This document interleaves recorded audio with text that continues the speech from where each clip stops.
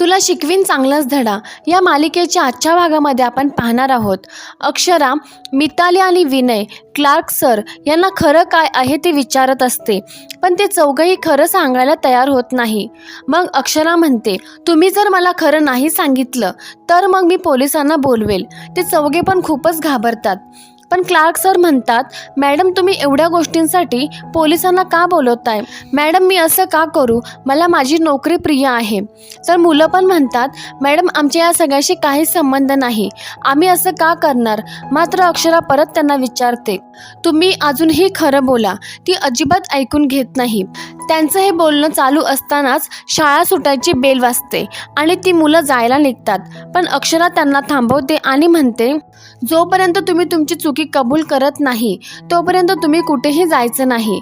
आणि त्याच वेळेला अधिपती त्या तिघांचीही दप्तरं घेऊन तिथे येतो आणि मुलांना म्हणतो, चला मुलांना शाळा सुटली. पण अक्षरा अधिपतीला थांबवते.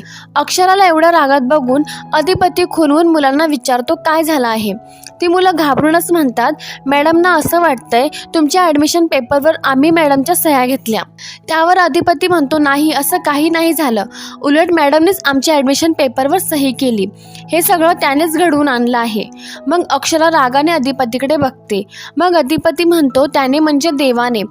त्याच्यामुळेच आमचं ॲडमिशन या शाळेत झालं, नाहीतर कोल्हापुरात शाळेची कमी आहे का? पण देवाला पण हेच वाटलं अधिपतींचं या शाळेत ॲडमिशन व्हावं, म्हणून आम्ही या शाळेत आलो.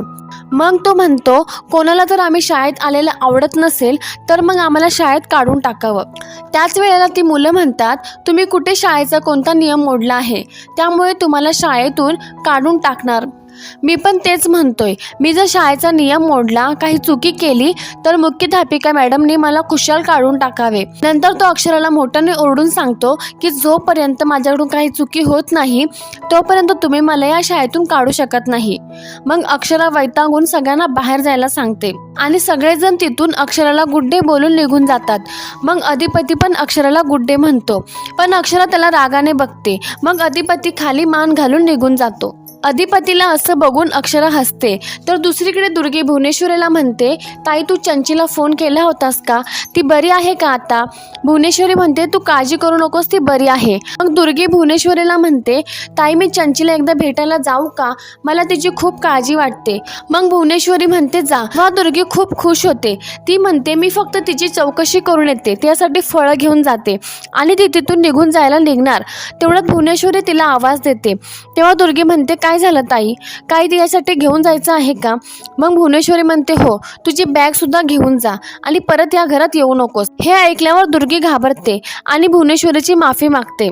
त्यावर भुवनेश्वरी म्हणते, तुला एकदा सांगितलं आहे ना, या घरातून कोणीही चंचीला भेटायला जायचं नाही. मग दुर्गी नाराज होऊन तिथून निघून जाते. तर दुसरीकडे अधिपती शाळेचा अभ्यास करत असतो.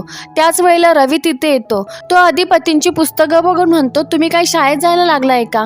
त्यावर अधिपती म्हणतो, नाही, आम्ही कशाला शाळेत जाऊ?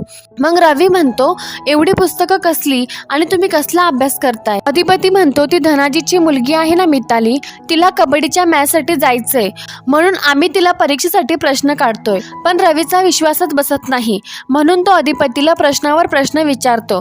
अधिपती वैतागून गेलेला असतो आणि तेव्हाच रवीला चारुहास सरांचा फोन येतो. ते म्हणतात, तू अधिपतीच्या जवळ असशील तर तू बाजूला ये. मग रवी बाजूला येतो. तोपर्यंत अधिपती त्याची सर्व पुस्तकं बॅगेत भरून ठेवतो. चारुहास रवीला म्हणतात, माझं तुझ्याकडे एक काम आहे, तू उद्या सकाळी मला भेटायला ये, कोणालाही न समजता.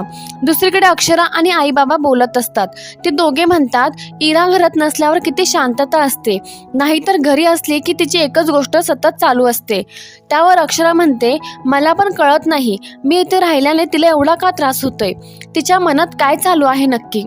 मग आई म्हणते, तुमच्या भांडणांमध्ये अधिपतीने त्याच्या आईची बाजू घेतली होती ना, मग ते आपल्या घराच्या बाहेर उभे का राहतात?